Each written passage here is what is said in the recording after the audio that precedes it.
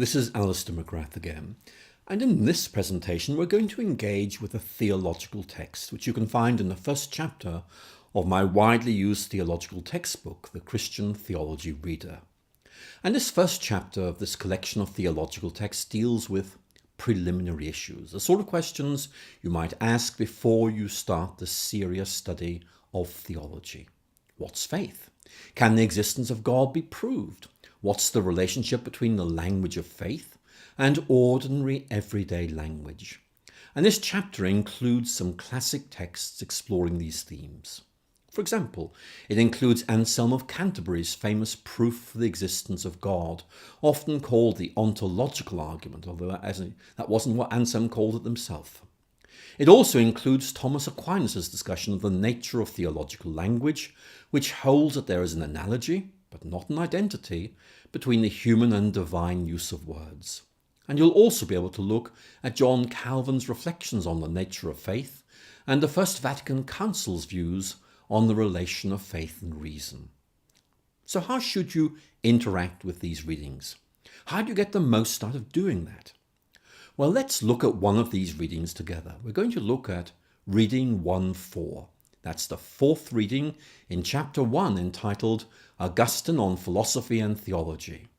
It might help to have the reader open at this page, ready to start.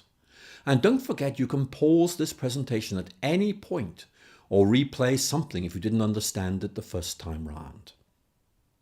Now, this reading is taken from the writings of Augustine of Hippo, who became the bishop of the Roman city of Hippo Regius in Roman North Africa in 395. Today, this Roman city is known as Annaba in Algeria. And the text is taken from Augustine's treatise, whose Latin title is De Doctrina Christiana, in English, On Christian Doctrine. And Augustine wrote the first three parts of this work in 397, then he added a fourth and final part in 426. Our reading is taken from the second part of this work, in which Augustine is exploring how to discern and then learn from the true meaning of the Christian Bible, especially the Old Testament. The Bible, he tells his readers, must be seen as more than a historical narrative. When it's rightly interpreted, he says, a deeper level of meaning can be identified. And in the section of the work that's included in our reading, Augustine is reflecting on the deeper meaning of the exodus of Israel from Egypt. And you may find this print by Gustave Doré helpful in thinking about this event.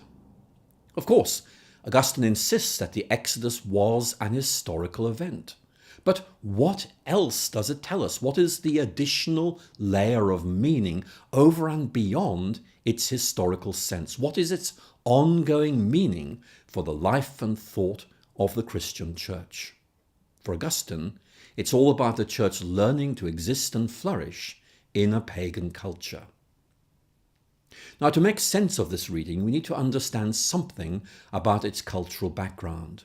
We need to remember that Christianity was an illegal religion in the Roman Empire until the 4th century. And one of the most important debates in the early church concerned the extent to which Christians could appropriate the immense cultural legacy of the classical world, its poetry, its philosophy, and its literature. In what way could the rich classical cultural tradition be adopted by Christian writers? Could philosophy be used in the service of faith, or did using this pagan literary tradition amount to compromising the Christian faith?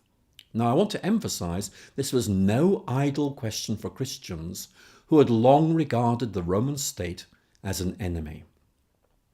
One answer, a very negative answer, was given by the theologian Tertullian in the 3rd century.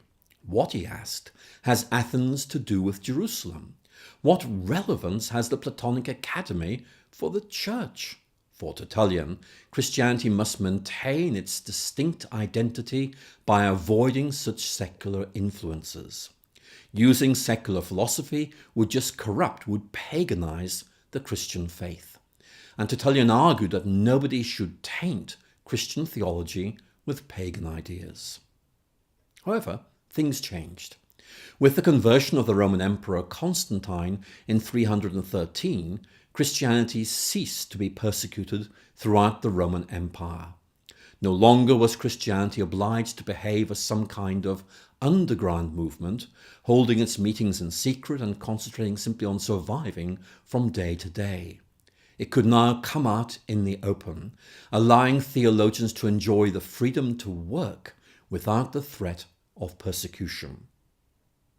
And as Roman culture became more relaxed about Christianity, many theologians became more relaxed about Roman culture and began to rethink the relation of faith and culture, including the way in which faith might use secular philosophical ideas. And in the reading we're going to study, Augustine set out an approach to secular Roman culture that many educated Christians at the time found to be both realistic and welcome. For Augustine, the situation of the church in Roman culture is comparable to Israel fleeing from captivity in Egypt at the time of the Exodus. The biblical narrative, he points out, speaks of the Israelites leaving Egypt, taking some of its wealth with them. And Augustine argued that the people of Israel left the bondage of Egypt behind them, but took the gold and silver of Egypt with them. And these riches could now be put to the service of God. It didn't matter what the Egyptians had done with them. The important thing was what Israel now did with them.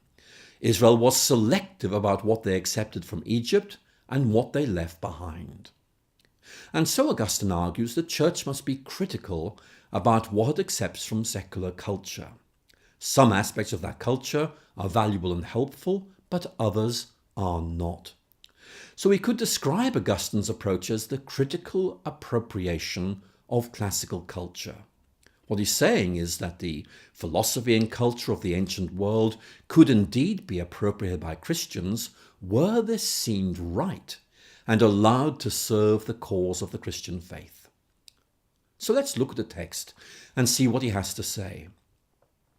It's reading 1:4, entitled Augustine on Philosophy and Theology. So please turn to it now. Read it through and feel free to pause this presentation while you do that. And when you're ready to go, press play again. Let's begin by looking at the opening statement of this reading.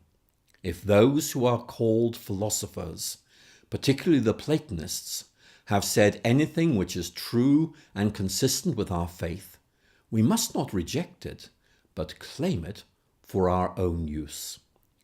And Augustine here is countering the attitude of earlier writers like Tertullian, who regarded secular philosophy as contaminated and dangerous. For Tertullian, Christians ought to have nothing to do with it.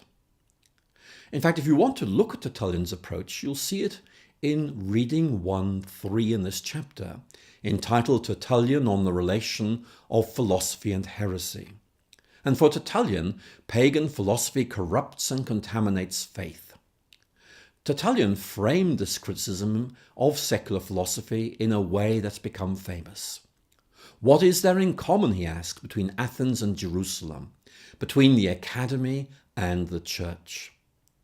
The point he's making is that Christianity needs to avoid any kind of contamination. Secular philosophy is a threat to Christian faith and theology. It leads to the corruption of faith and lies at the heart of heresy. But Augustine disagreed. He argued for the critical appropriation of secular philosophy. And in this work on Christian doctrine, Augustine used the controlling image of the exodus of Israel from Egypt to make his case for the critical use of classical wisdom. Now listen to what he says. The Egyptians possessed idols and heavy burdens, which the children of Israel hated, and from which they fled.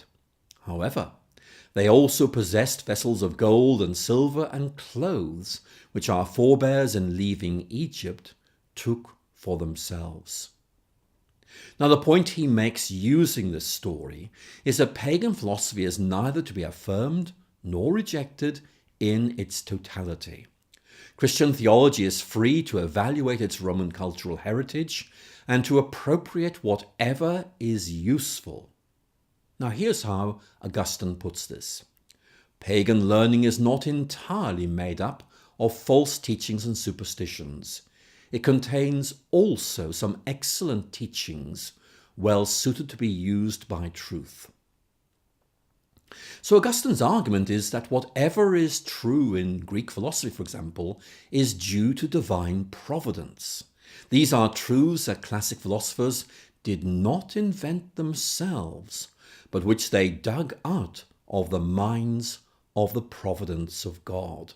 In other words, truth originates from God.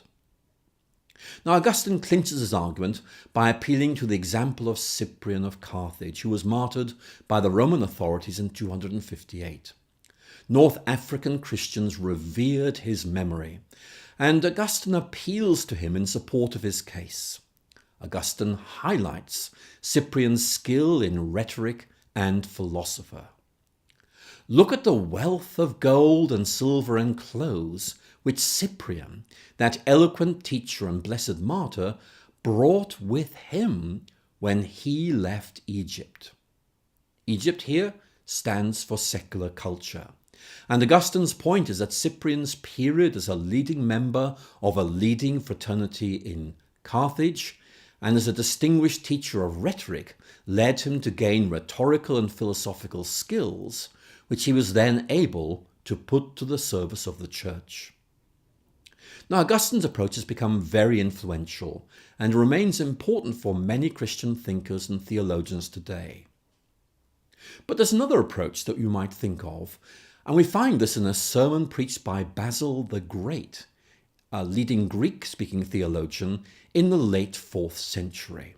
And in this sermon, Basil advises his audience on how to read secular Greek literature.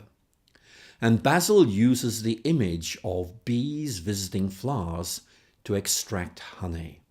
They alight on flowers that they like, and they take away what they need. They see no need to visit every flower, and when they do alight on a flower, as Basil puts it, they take whatever is adapted to their needs and let the rest go. And in the same way, Basil argues Christians ought to take from heathen books whatever they find useful and truthful and leave the rest behind.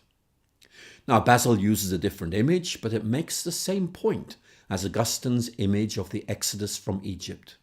It's all about critical appropriation of the classical heritage in the service of the church and theology.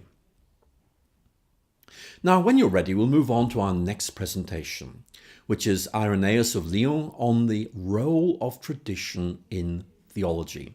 Thank you for accompanying thus far, and I look forward to being with you again very soon.